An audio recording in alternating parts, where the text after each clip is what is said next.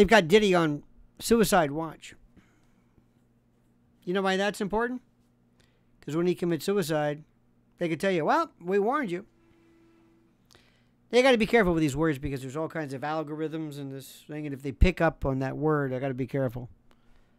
That's why we can't mention that fellow's name where he starts with an E. Remember that fellow that they said, did himself in? But you and I know he was taken out by virtue of the evidence, particular hemorrhaging, hyoid bone fracture, thyroid cartilage. I mean, you name it.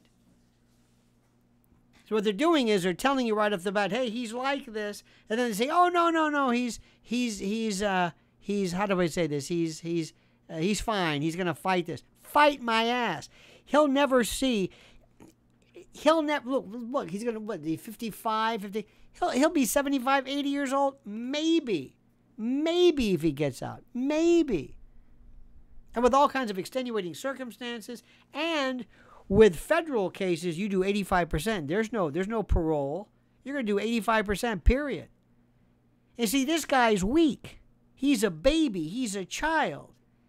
They give you all this crap about, oh, I'm a thug and thug life. This guy's going to wilt, okay? Wilt. There are people who are in the mob, so to speak, whose families were in the mob, and they were raised by or with the notion, believe it or not, that everybody they knew went to prison. Everybody, for long stretches or short, everybody, fathers, relatives, neighbors, members of the group, it's kind of a rite of passage.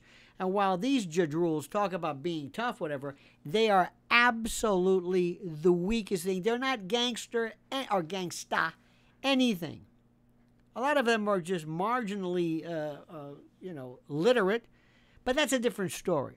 This guy is getting away with murder. And now it comes out more and more and more about how depraved he was and how he went after children and men and women and how he liked and got his jollies by watching people basically serviced by others.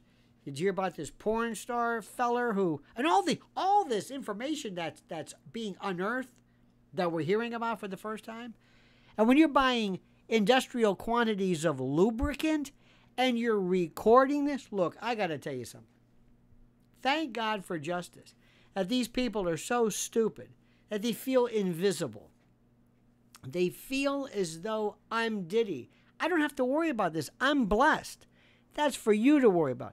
This is a guy who goes from a $25,000 a night, whatever, suite on 57th Street in Midtown to basically squatting like an animal over a stainless steel pot. How do you like that? Getting up at 6 in the morning, making his bed, swabbing his cell, and seeing nothing. And getting his canteen duties. This guy is going to be thinking right off the bat, how do I get out of here? Whom do I have to give up? What do they want? What did I do? Meanwhile, ask Harvey Weinstein. Look at that guy. Harvey Weinstein's a choir boy compared to this guy. Harvey Weinstein, I'm not defending him, but what he did is nothing compared to this. Nothing. And Harvey Weinstein delivered. Not always. He may have been a complete degenerate, a freak. He may have done terrible things in front of, but there are women today, stars, Academy Award winners, who basically went the Weinstein routine and did just fine. Remember, the thing that both of these folks have in common, maybe with the exception of Harvey to an extent, is that the victims came to them. Now, Harvey was a bit obstreperous. He would go and demand that he meet with people and you gotta come up, and he was very, very forceful.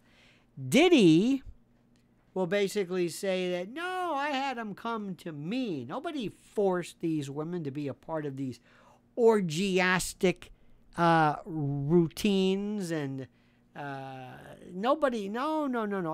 I had to turn these people away. Does that make any difference? Believe it or not, a little bit, because remember what he's being charged with: human trafficking fraud, force, coercion. And as rough as this may sound, if he said, force, I never forced anybody. They can leave anytime they want. You can ask any of these women, when could you not leave? When could you say, you know what, I'm out of here. I'm done with this. Now, you could say that he threatened their careers or dangled their careers or threatened whatever it was. But to save your life? Now, as improbable as you may think that is, that's precisely what he's going to say. And how did you do? You were a part of the... Was there anybody who didn't benefit somehow? Now, this, of course, depends upon the facts of the case. If you have some poor girl who gets off of the bus at the Port Authority from Des Moines, who's thrown in the back of a van and taken to Diddy's, that's another story. But he's going to say, I absolutely made it crystal clear. You don't have to show up to this. You know exactly. And how many of these girls, he's going to say, how many do you think came back over and over repeatedly? How many? How many people? How many times? How many times do you think that happened? Now you and I may find this to be totally and absolutely disgusting. I understand this. I grasp it. I understand the idea and the notion of this. But let me tell you something. And this is what's really critical for everybody to understand. That in the midst of all of this, in the midst of all of this lunacy that we're talking about, there's going to have to be interposed practical defenses to this. Now, guns and filing off serial numbers, I don't know, arson, kidnapping, again, I got to see the facts of the case. But do not be surprised if his major defense, his major point that he presents is, they could have left any time they wanted. I never made anybody stay. Ever. I may be a lot of things, but a kidnapper, I am not. Let's see how it works.